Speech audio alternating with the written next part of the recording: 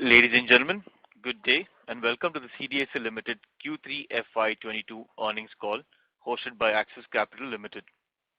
As a reminder, all participant lines will be in the listen-only mode and there will be an opportunity for you to ask questions after the presentation concludes.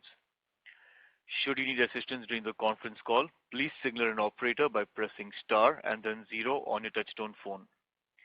Please note that this conference is being recorded.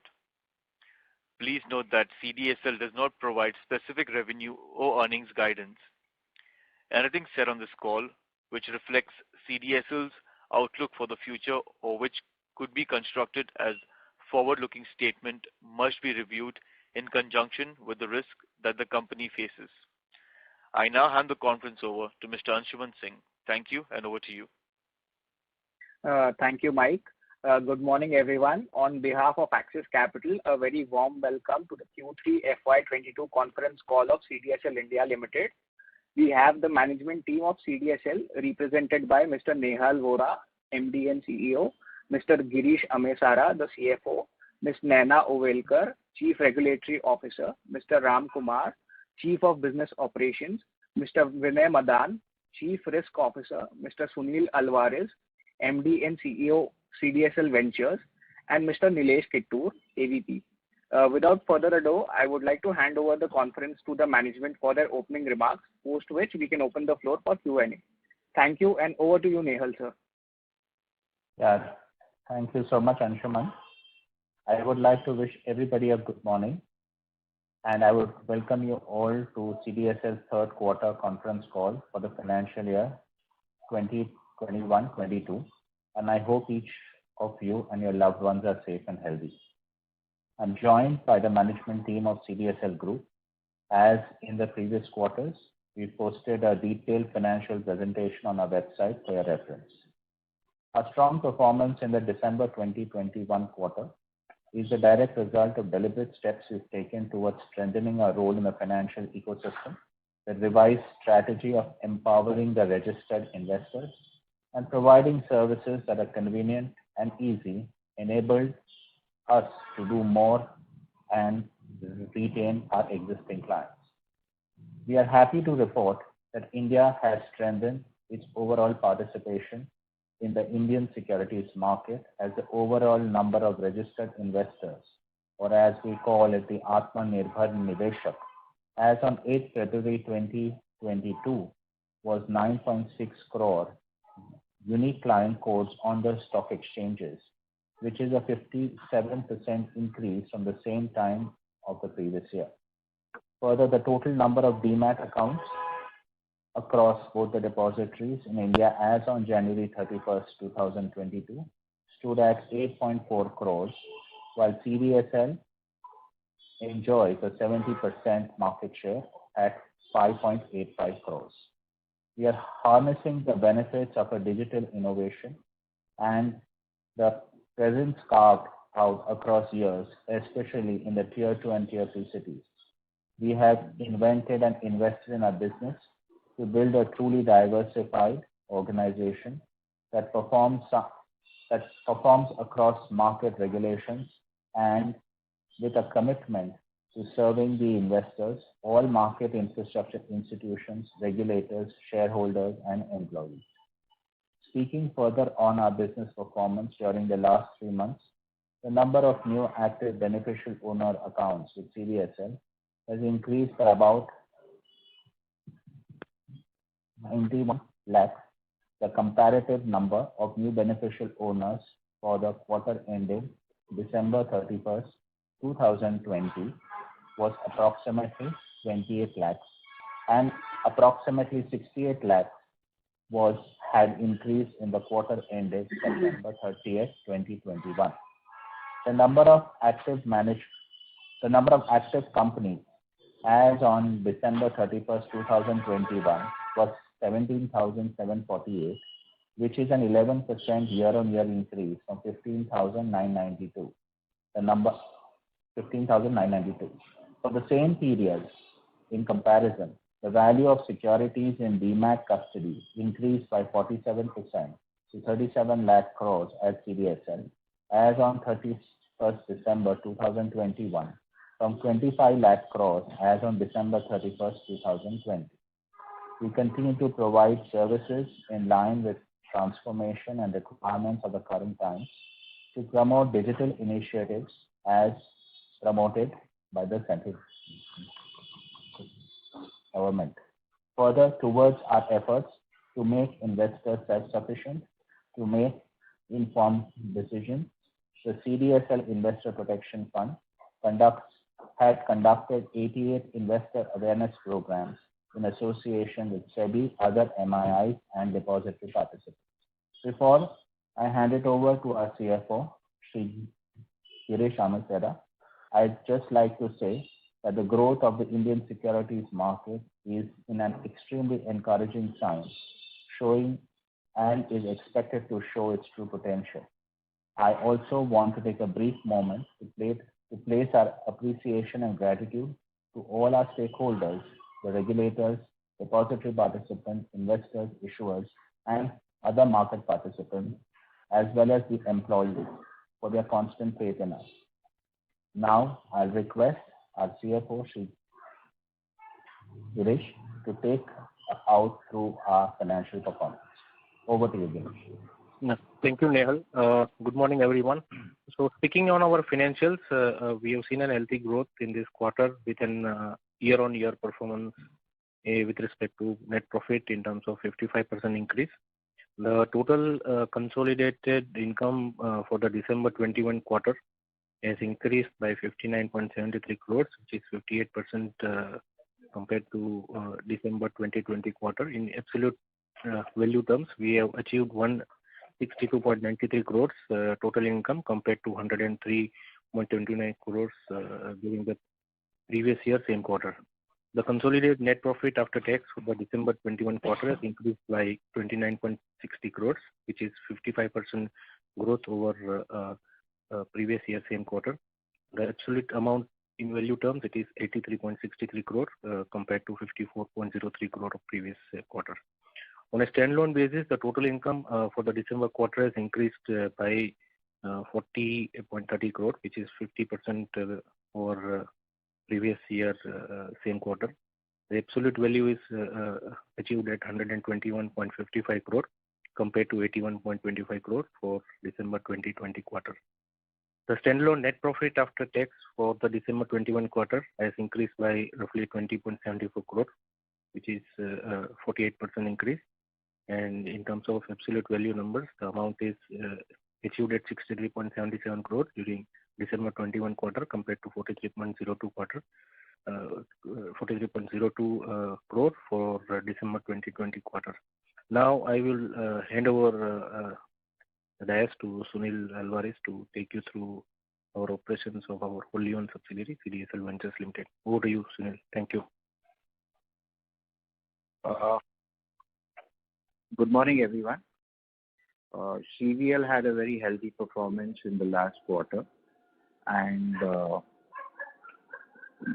on the back of buoyant markets, we had the KYC creation increased by 160% to 111 crores. The KYC fetch in CVL increased by 165% to 2.51 crores.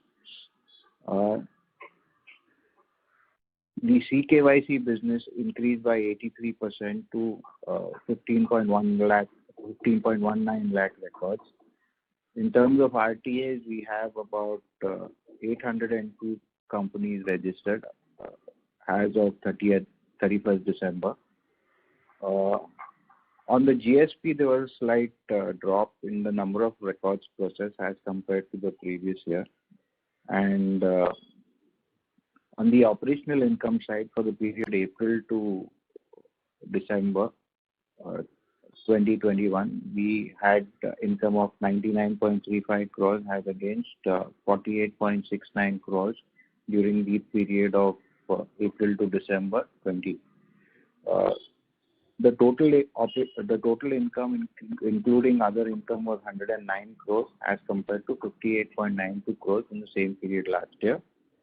With regard to expenses, it was at 36 crores this year as compared to 21.17 crores last year. Based on that, the profit before tax was 70.54 crores this year as compared to 37.74 crores last year, which is an increase of about 87%. On the profit after tax, the total profit after tax for this year was 53.60 crores as against 29.33 crores, which is a jump of 83%. With this, I'll hand over the back to Axis Capital to take over the questions.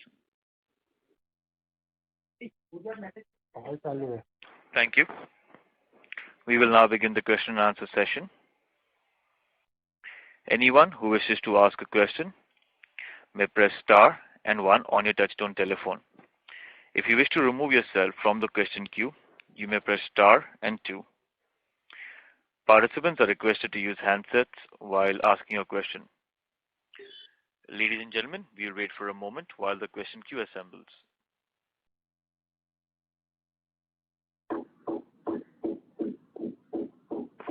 We have the first question from the line of Mr. Prakash Kapadia from A Portfolio Managers. Please go ahead. Yeah, thanks for the opportunity.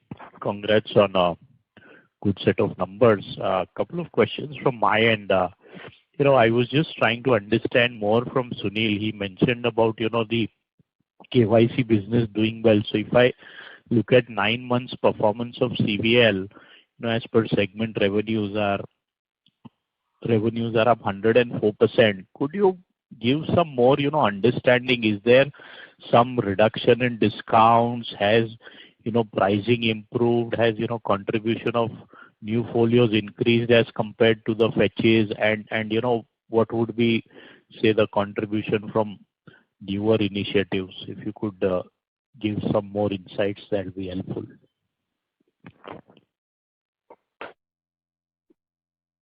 Yeah, so far as pricing is concerned, there is pressure on the creation. Currently CVL levies 2 charges. One is on the creation and one is on the fetch.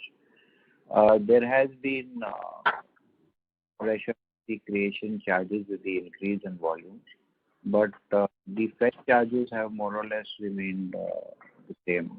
And with the increase in volumes of fetch, that is added to the performance of CVL. Okay. I hope that answers the question. So it's the core business of fetch and new records which is driving the growth. Yeah, it's like whatever records get added at the end of the day, at some point or the other, they get fetched. So bottom market, the number of fetches would obviously increase. So that would help the income grow at that point in time. Any number of client records or folios you can share? Yeah, first December we had 3.29 crore KYC records in CVL. Understood. That's helpful. Second, if I look at our other expenditure for the 9 months, could Girish comment on what heads are we seeing, because there has been a 77-78% increase in other expenditure ex of employee and the system maintenance costs. So because last year there were some one-offs due to COVID. So what I'm trying to understand on the OPEX side, rent, business development, repairs, what are some of these which have seen a higher increase as compared to revenues? So just to give a color of the expenditure, largely our expenditure are coming through operation related expenditure, employee cost, technology cost, and contribution to investor protection fund, which is an basically regulatory cost. So operation related cost largely covers the inter-KRA charge that we are required to pay in CVL. So that is one of the costs. Then we also have a cost on the SMS charges, that SMS and other alerts that we are supposed to send to the investors. That is one of the major contributor. And rest are our normal contributor. Now regulatory cost is a function of the operating profit that we achieve. So higher the operating cost, our charge towards regulatory cost will also increase because it is directly proportionate to our operating income. So it specifies 5% of our operating income has to be contributed to APF. So roughly this is the structure of our expenditure. Right. And can you just share the breakup of larger revenue streams for the quarter? Sure, I will do that. Please. So the transaction charge is achieved at 52.70 crore as against 30.95 crore. Our online data charge, which is CVL's income, is contributing 33.62 crore compared to 13.09 crore. I'm giving the comparison of this quarter and December quarter last year. Huh? Yes, absolutely. Yeah. Right. IPO corporate action income has contributed 23.41 crore compared to 6.95 crore. And annual issuer charge income is contributing 28.98 crore compared to 21.69 crore. Then we have cash statement charges, which is contributing 4.42 crore compared to 4.44 crore. And see, basically this covers almost 88 to 98% of our operating income. Rest are, contributing less than 1% or 1%, which is settlement charges, inter-KRA charges, eKYC, CKYC, document storage charges, account maintenance charges. So I'm not repeating those things, but what I told is covering almost 88 to 90% of our operating income. And what will be the data provisioning number as on date? Would you have that handy? Debtors provision number, just a moment. We have a provision for the 9 months amounting to 8 crore compared to 7.34 crore during 9 months previous year. And last quarter we had seen a jump in e-voting. So is that continuing? Do you have that e-voting number? No, e-voting, see basically e-voting this year, the extension was not provided. So whatever income that we had recorded till 6 months, apart from that, we had an income of roughly 95 lakhs in this quarter. So majority income has been covered during, as far as companies are concerned, those income has been covered in first 2 quarters. So it is around 6.5 crore on 9 month basis, of which 5 crore was already considered in up to second in the first. Yes, absolutely. Yeah. Thank you. I'll join back the queue. I have some more questions. I'll join back. Sure. Thank you. Thank you. Participants who wish to ask a question may press star and 1 on your touchtone telephone. Participants who wish to ask a question may press star and 1 on your touchtone telephone. We have the next question from the line of Devansh Nigotia from SIMPL. Please go ahead. Yeah. So thanks for the opportunity and congratulations on good number. So just wanted to know if you can just elaborate on the investor behavior, especially Jan month when the IPO market was not as active as it was in December quarter and the secondary markets were also weak. But when we look at the month-on-month addition of the accounts, they continue to be really robust, of around 29-30 lakh absolute addition and 5.5% month-on-month growth.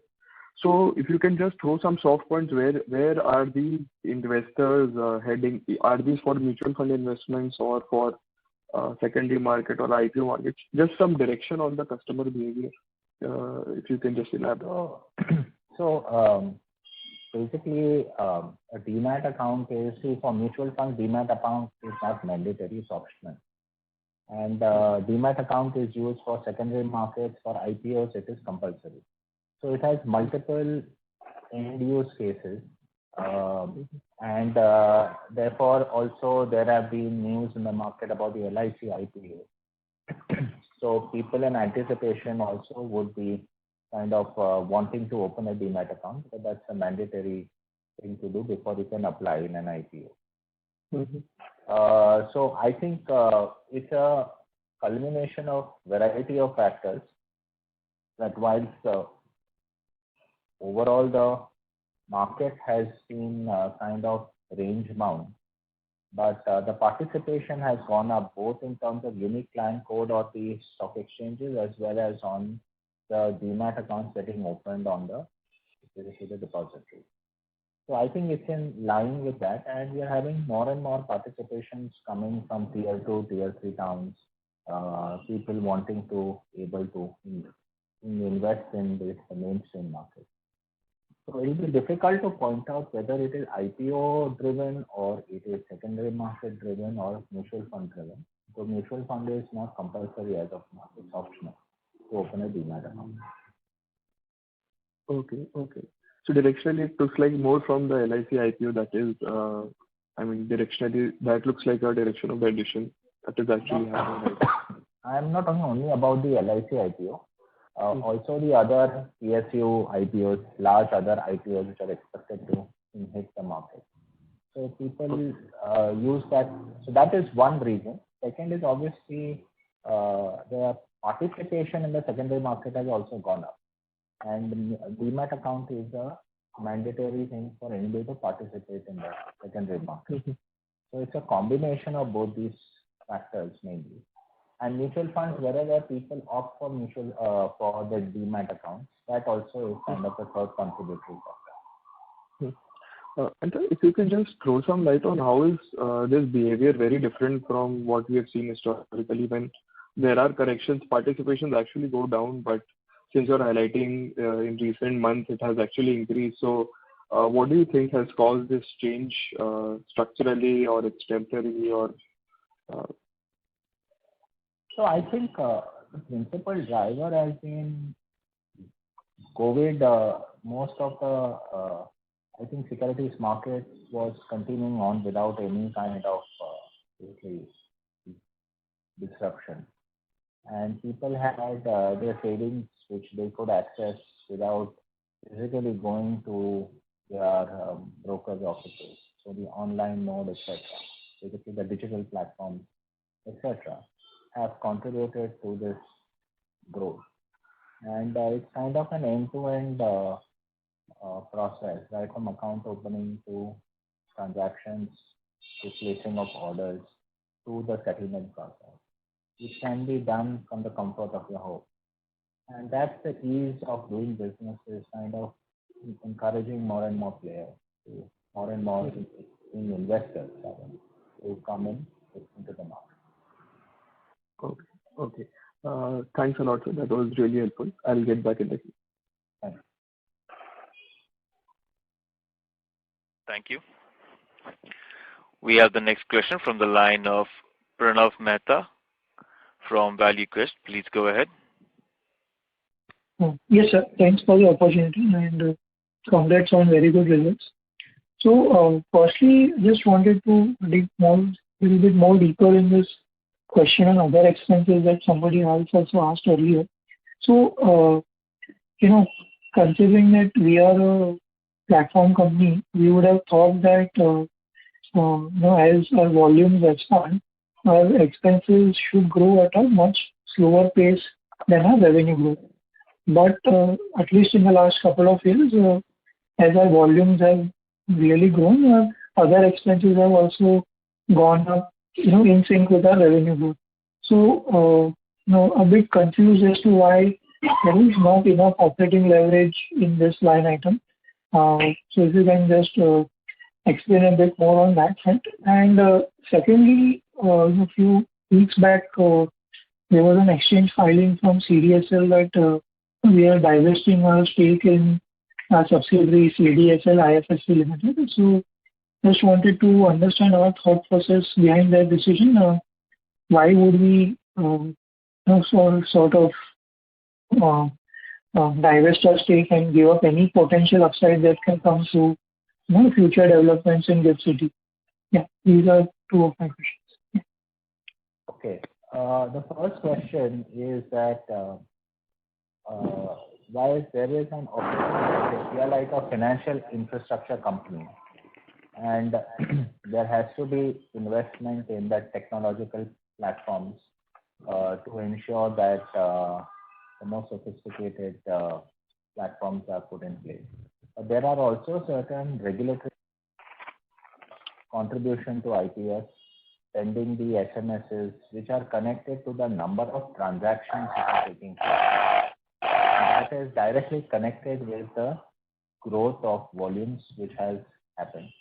So if you see the extent of the income growth is not is higher in terms of percentage is higher than the growth on the expenses, because the expenses comprises of both certain fixed costs as well as certain variable costs which are connected directly to the volumes which I have just explained. Second question about the IFSC. The regulator out there, the IFSC, felt that we should not, there should be a single kind of basically a depository, and there is basically a group formed to invest into the entire ecosystem of the gold and bullion, including basically the depository. So that comprises equal stakes to CDSL, NSDL, BSE, NSE as well as MCL. And therefore it was felt that rather than having competition, this group should be holding this entire shareholding of this particular thing, because they only wanted one single kind of depository so that we can compete with the world. And it's not that we are going to lose out, because now we also have exposure into the spot exchange for basically the gold and the clearing corporation. So as a one-fifth stake, we have exposure across the entire kind of ecosystem. And since there is no competition, whatever volume comes will come only to this one kind of entity. So that was the reason. Sure. Thanks a lot. Thank you. We have the next question from the line of Prayesh Jain from Motilal Oswal. Please go ahead. Yeah, hi sir. Just a couple of questions. Firstly, do you have anything to quantify in terms of how many accounts can be opened during via the LIC IPO, the policy holder? So some understanding if you have. And secondly, can you give some understanding of with regards to penetration of Demat accounts across major cities and tier 2, tier 3 cities, as to what is the level of penetration of Demat accounts? While at the country level we know it's around 5-6%, but how distinct it is with regards to tier 1, tier 2, tier 3, and beyond that cities? That will be helpful. Thank you. Yeah, the first question I can't hear it properly. Could you repeat the first question? Yeah, so the LIC IPO, wherein we have some separate allocation for policy holders, and it is expected that quite a few for the Demat accounts will be opened because of that. Yeah. So that is a futuristic question. It is difficult for us to assess how many policy holders will actually convert into opening of Demat accounts. We'll have to only wait and watch as the DRHP gets filed and the issue is launched. But how many actually translate into Demat accounts? So I'll not be able to comment on that. As regards tier 2, tier 3, we don't give out these numbers out into the public domain. It's kind of given as a holistic number which is being done. But I can tell you that there is a general trend that there has been a higher participation also as compared to the previous year in tier 2, from tier 2, tier 3 as compared to the previous year. Okay, thank you. Yeah, welcome. Thank you. We have the next question from the line of Mayur Liman from Profit Mart Security. Please go ahead. Thank you for the opportunity. I just want to... Mr. Liman, your voice is not very clear in the call. Could you come closer to the mic? Okay. It's audible? Yes, this is clear. Thank you. Okay. I just want to ask, can you share your thoughts on demand forecast and how do you see quarter 4 now? That's it from my side. We don't give any futuristic outlooks, future outlooks. So I'm sorry, I will not able to answer that. Okay, no issue, sir. Thank you so much. Thank you. We have the next question from the line of Pawan Kumar from Ratnadia Capital. Please go ahead. Sir, I wanted to just check the IPO income you said for the quarter was around 36 crores, right? IPO, I said IPO income was 23. Yeah. IPO is 23.41 crore in this quarter. And KYC charges are 36. 33.62 crore. How much, sir? 23.62. 33.62 crores. Okay.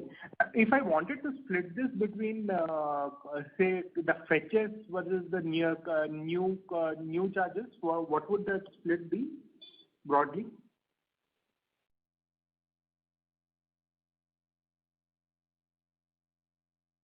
Normally, the fetches constitute to about 80% of the income. Okay.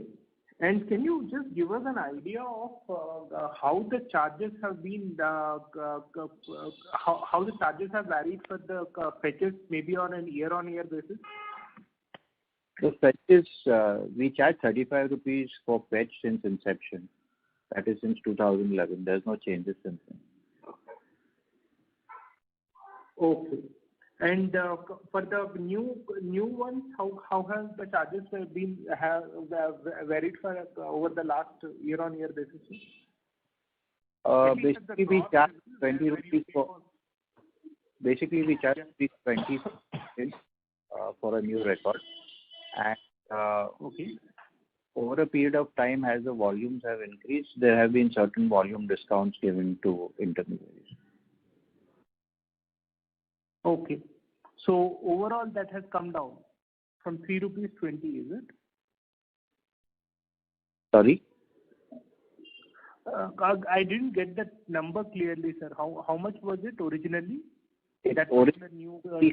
Our rack rates are 20 rupees for new KYC created, okay? And there are volume discounts given to large players based on the volumes created. Okay,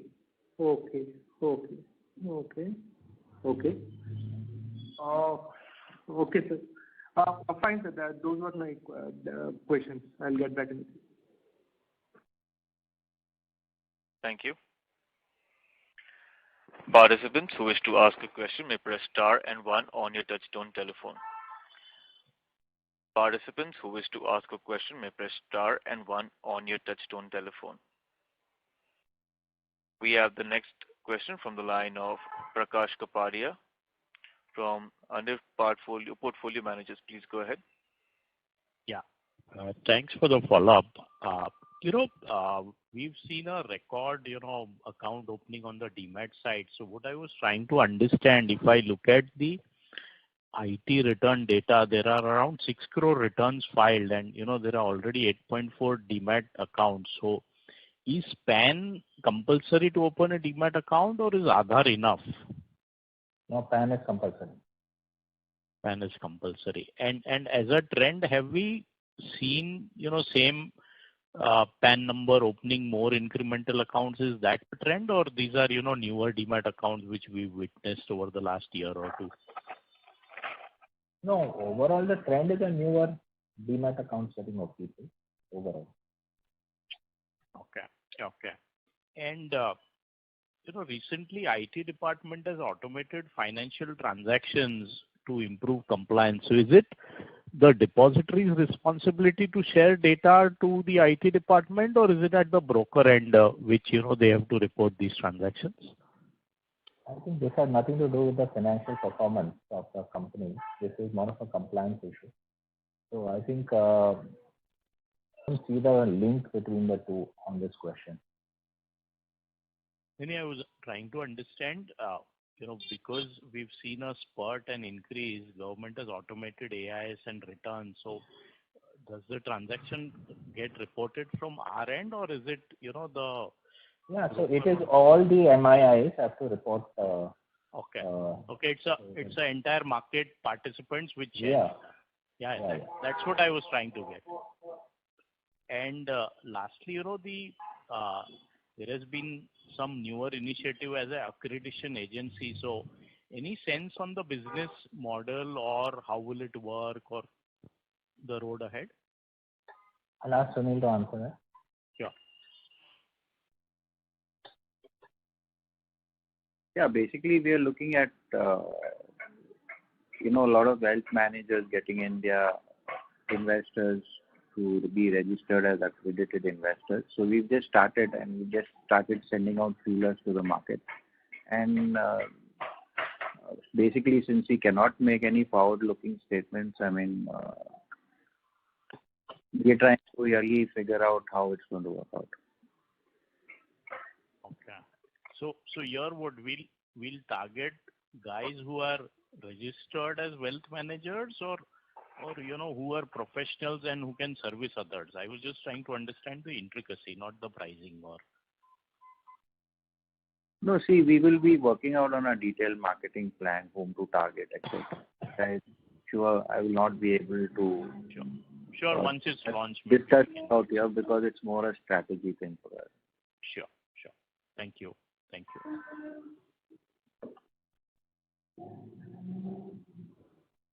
you.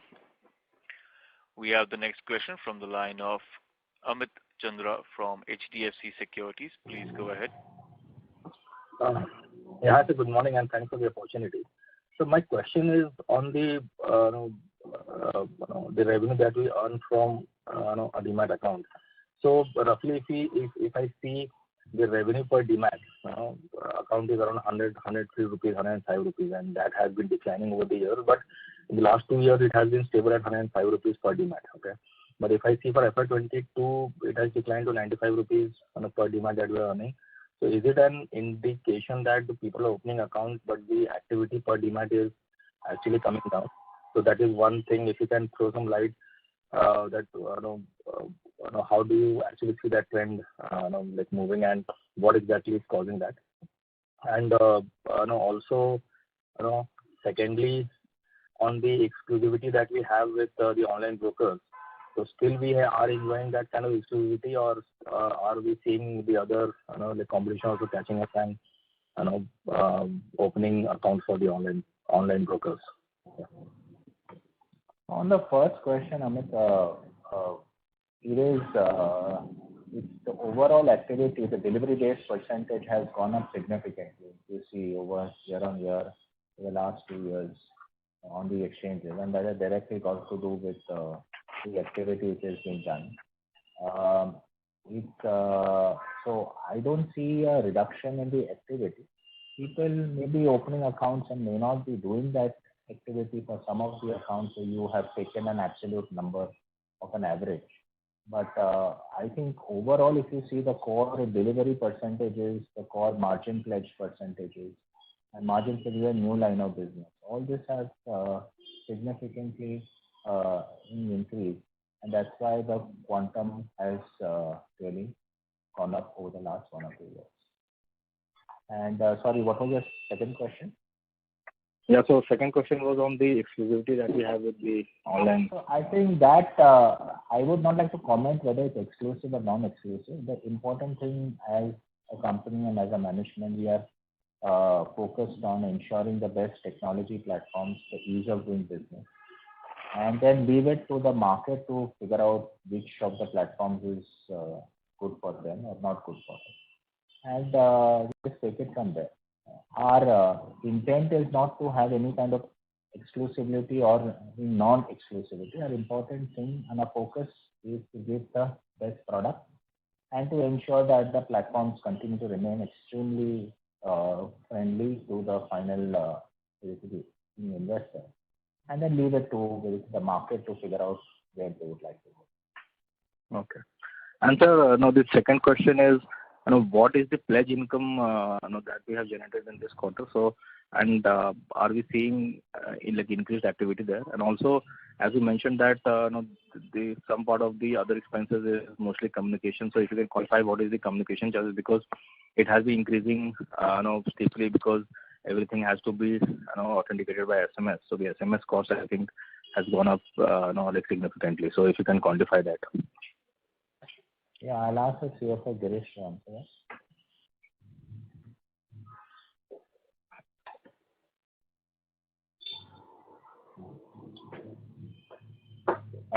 Can you answer that, Girish?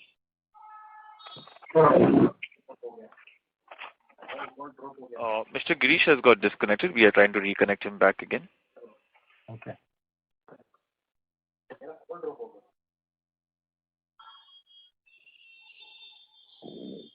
So can you take on the next question and then he can answer once he is connected? Okay. Okay, sir. Thanks.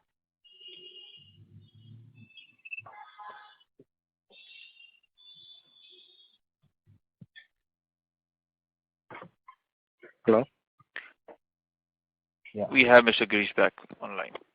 Yeah. Hello. So, Amit, can you repeat your question? So I will. I'd heard the question. I will answer his question on the pledge income. So in this quarter, we have earned a pledge income of 4.11 crores, and on 9 months basis, we have earned a pledge income of margin pledge income of 10.93 crores. Okay. And sir, on the communication charges, how it so whether the increase in the other expenses is a function of that or the regulatory expenses or the so what are you driving that, if you can break up that? Sure. So if in absolute value terms, our SMS charges is roughly 2.2 crore in the quarter compared to 66 lakhs in the previous year same quarter. And yes, the contribution is slightly increased compared to previous year same quarter because our operating income has increased. So our contribution to IPF is around 3.84 crore compared to 2.20 crore in previous quarter. Okay. Okay, sir. Thank you.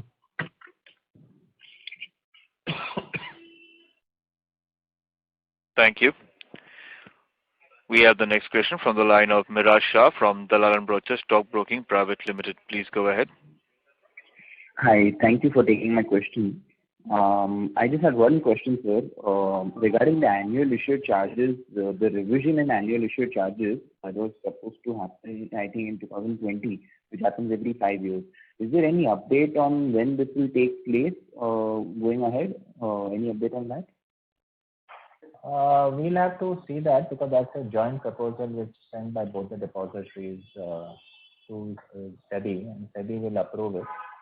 Post-COVID, yet COVID has not completely weathered out. So we'll kind of see an opportune time and then we'll be sending it. We have been in informal talks, but I think that would not be worthwhile talking about at this stage. We'll see at an appropriate time that would be that. Okay, so any chances that it could be done in the coming financial year? It will be difficult to answer. It's a futuristic question. We'll have to see because this is what the SEBI will have to approve, and I cannot really comment on the timelines as to when it will happen. Okay, understood. And so, what would be the factors that SEBI would look at while devising the charges in this? That will be difficult for me to answer. That SEBI, I cannot second guess what SEBI will look at, but they will look at whatever is the cost and how much increase should be done. So it will be difficult to comment on this also. Okay. Thank you so much for your time. Okay. Thank you. We have the next question from the line of Paresh from Club Millionaire. Please go ahead. Hi Nehal, congratulations to you and your team for a fantastic performance yet again. We pray for your safety and good health. A couple of questions, Nehal. One is on the insurance repository. With the LIC IPO likely to happen, and the regulators earlier mentioning before the pandemic that they would kind of review the process of having the e-insurance accounts post-pandemic. Any update or any catalyst in terms of kind of get traction on the e-insurance accounts? It remains voluntary. Nothing is not made mandatory. And okay. Until it is made mandatory, that's the time when the traction will take place. However, we'll have to wait and watch in terms of how the entire space gets done, or what would be the forward part of IRDA in terms of how they would be taking this forward. But as of now, what remains is it's on a voluntary basis. Okay, fair enough. And the similar line on the commodity repository, right? We currently only have basically only the agri warehousing receipts on electronic mode. Any progress as far as the non-agri is concerned? I mean, again, what would be the catalyst for this to eventually happen? Any talks or any progress on that? There have been certain policy decisions that all warehouses will now have to be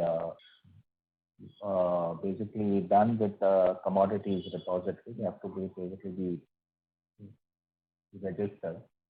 And I think basically the WDRA also is looking at expanding the scope beyond the agri. But that is again futuristic. We'll have to wait and watch as and when it happens. When the agri is also extended to basically non-agri.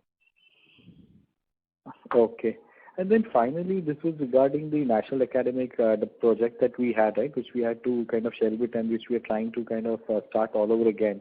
So how has that been progressing, given that now the pandemic seems to be easing out and schools are basically reopening? Any progress or any update on that as well, Nehal? Sunil, if you can answer that.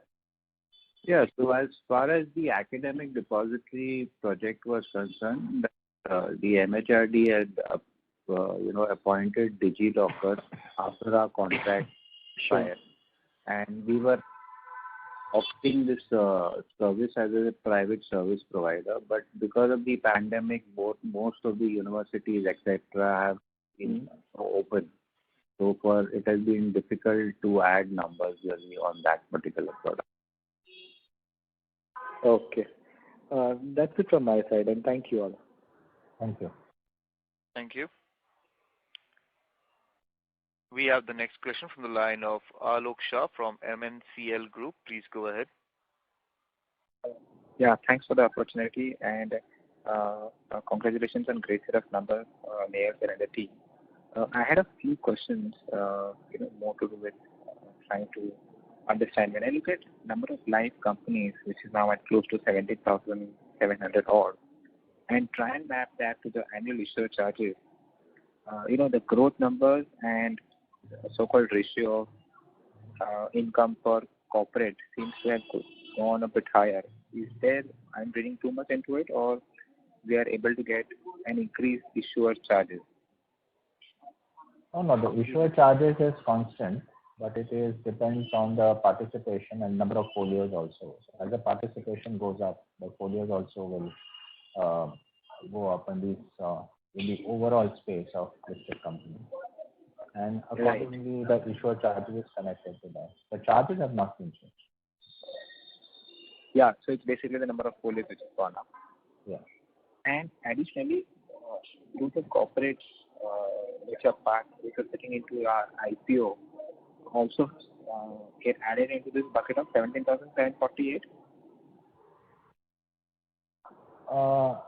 Yeah, these are the basically the total number. I'll ask the CFO Girish to answer that. But as per my understanding, this is the total set. Both listed and it should sit there. Yes. Sure. Okay. That's my first question. Girish, I have a quick check with you. You spoke about cumulative data provisioning at close to 8 crores YTD. Okay. No, I'm just trying to validate. Is that the right number? For 9 months or for December quarter, you said? I'm okay with anything. 9 months, I think you said 80 crores. Okay. 9 months provision was 8.19 crore in the current financial year, and 7.34 in the previous financial year, 9 months. 7.34. Okay. 7.34 crore. Sure. And a quick check here, I was trying to understand the standalone numbers, and quarter after quarter, we're seeing significant improvement in the EBITDA margin profile there. And this also translates into improvement in margin profile for the consolidated basis. I mean, how do we look at these numbers? Is it that the other subsidiaries are where there is still a scope of further ramp up, or we need to really look into subsidiary-wise businesses? No, there is also an operating efficiency angle, which I had mentioned earlier in one of the questions, that there is certain variable costs, but there is also fixed costs where brings in an operating efficiency. So that cumulatively contributes to the improvement in basically the EBITDA margins as we move forward. Sure. Okay. That helps. I'm done with my question. Mr. Shah, sorry to interrupt. Request you to kindly join the queue back again as we have other participants also. I'm done with my question. Thank you. Thank you. We have the next question from the line of Mr. Mehul Pathak, who is an individual investor. Please go ahead. Good morning, gentlemen. Congratulations on a good set of numbers. Over the last 2-3 years, we have started generating large amount of cash, and the company's policy today is to distribute that cash through final dividends at the end of the year, and the money comes to us once a year, and that to next year in August, September. Now, if you see good companies, they try to keep only that much amount of cash that generates future growth and keep some amount of contingency funds. Now, what is our driving philosophy in terms of how much cash you should retain? Question number 1. Question number 2, what exactly is the policy in terms of interim dividends? And 3, I have noticed that companies that are growing and distribute dividends and thereby increase their return on capital ratios are generally rewarded by the market a lot better than companies that retain cash and earn single-digit returns. These are my 3 questions, sir. So first of all, we have a overall dividend policy. About 60% of the operating profits get distributed as dividends. We are a financial infrastructure company, so the strength of the balance sheet is extremely critical as we take on very large projects also. And as the number of demat accounts grow, there are certain of basically institutions which want to keep, so they look at the financial strength of the company. And the minimum regulatory capital is 100 crores. So we need to have a significant healthy multiple of that, so that the company is seen to be extremely financially strong to weather any such conditions. That's number 1. Number 2, there are new asset classes which are coming in which require kind of investment, be it the spot gold, where SEBI is planning to has issued the circular, and it should be operationalized. And also basically the IFSC space, where we will be continuing to invest there to increase our number of basically the streams of basically the revenue. Third is it is also critical. So your third question was the policy on interim dividend. There is no policy on interim dividend. There is a policy on the total dividend. A dividend should be kind of declared at about 60% of the operating profit. And the important thing is that we have a set kind of standard operating procedure, so it becomes predictable, and a person will be able to kind of assess how much should be the dividend as we go forward. Once we reach a significant portion of our financial strength, balance sheet size, then we will see whether this number needs to be further increase or decrease as the case may be. Thank you, sir. I'm not entirely convinced with your answer because I think you have more cash than what you need for all the needs that you have raised. So how would you say? Yeah, okay. We will take your feedback on the call. Mr. Pathak, we will move on to the next question as we have other participants also in line. Yeah, sure. Thank you. We have the next question from the line of Pratik, who is an individual shareholder. Please go ahead. Yeah. Congratulations team for a great set of numbers. I have two questions. The first one is, in this quarter, the other income part was showing some kind of a dip compared to the last quarter. So any reason behind the drop? And the second question regarding, sir, if you can throw some lights on, like, what are the new revenue streams which might boost the top line growth in next couple of quarters? So I'll take the second question first, and I'll ask the CFO Girish to answer the first question. Future revenue streams is something which is again a futuristic answer, so it will be difficult for me to give you that specific answer. But we are basically in a space where basically the regulator, whatever is kind of approves as a product in the securities market and which is linked to basically the deposit, it becomes a kind of a source of revenue. So as and when the changes happen in the regulations, we'll see how the new revenue streams will come. So it will be difficult for me to give you a specific answer on this. The first question asked CFO Girish to answer. Sure. So basically, our other income consists of investment income and other income of irregular income. In the last quarter, in September quarter, we had an income which was recorded one-time income around 2.5 crores, so which is not there in December quarter. And in with respect to investment income, our investments are largely made in fixed deposits and debt scheme of mutual funds. So basically, the reduction which you see on a quarter-to-quarter basis is due to the mark-to-market valuation of mutual fund based on the NAV. Thank you. As there are no further questions, I would now like to hand over the call to the management for closing comments. So I'd like to wish all of you a very safe and secure time. Take care during these unprecedented times. And thank you all for your questions. Wish you all the very best. Thank you. Thank you. Thank you. On behalf of Axis Capital Limited, that concludes this conference. Thank you for joining us, and you may now disconnect your line. Thank you.